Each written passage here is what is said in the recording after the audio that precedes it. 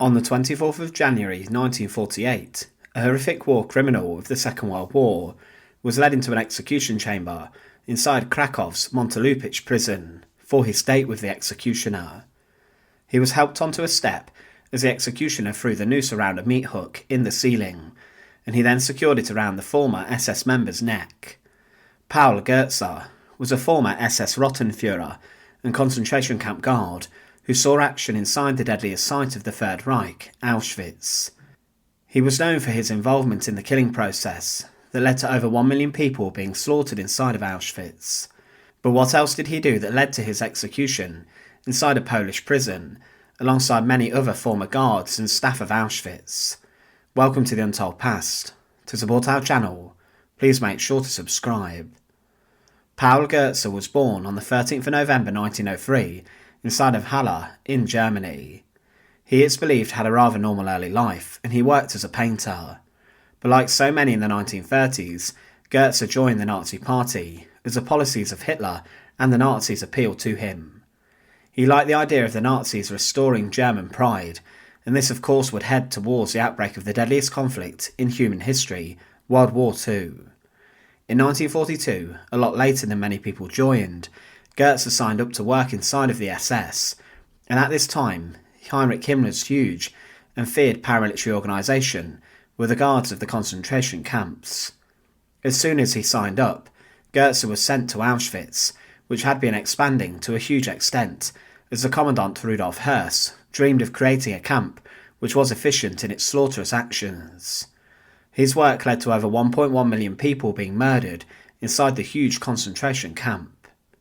But Höss needed guards such as Götze to be ruthless in their treatment of prisoners, and initially Götze worked as a guard and a supervisor of different groups of prisoners who worked throughout the day. He made sure discipline was upheld, and then in February 1943 he transferred to become a Blockführer, or a block leader, inside Auschwitz I, the main camp. He was later sent to also do this inside of the Gypsy camp within Auschwitz-Birkenau, the main extermination part of the large site. The prisoners inside of Auschwitz did consider Götze to be personally one of the more reasonable guards of the SS men who worked at the camp, but he was involved in the slaughter of thousands of people.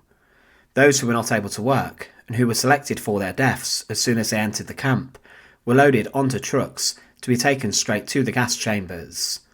Paul Götze was spotted and seen loading prisoners marked for their deaths onto these trucks, and in this he was seen as a cog in the slaughter of thousands of people, if not hundreds of thousands. He was also involved in the liquidation of the Gypsy camp within Auschwitz, driving people to their deaths in August 1944. His actions led to the deaths of thousands, regardless of what a few prisoners felt about him. At the end of the Second World War, Paul Götze was arrested, and he was then extradited to the Supreme National Tribunal in Krakow as part of the Auschwitz trials that brought many former guards of the camp to trial for their actions. Witness statements were heard about his role in the killing process, and the judges were in no doubt that the actions of Götze had led to the suffering and deaths of many. He was then on the 24th of January 1948, whilst he was imprisoned inside of Montelupich prison, informed of his execution. He was one of many who worked in Auschwitz who were executed that very day. As he entered the execution chamber, he noticed that there were many meat hooks in the ceiling, and that there were nooses tied to these, with a stool placed underneath.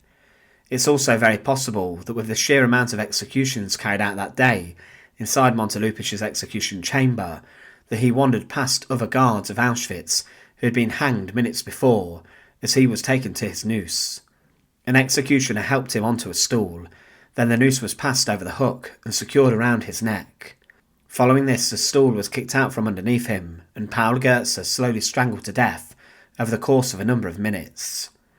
Paul Götze was 44 when he was executed, and although some of the prisoners considered him slightly more reasonable than some of the other guards, Götze was known for being involved in the slaughterous actions of Auschwitz, a site which became the deadliest of the Second World War. Thanks for watching. To support our channel, please make sure to subscribe, and once again, thank you so much for watching.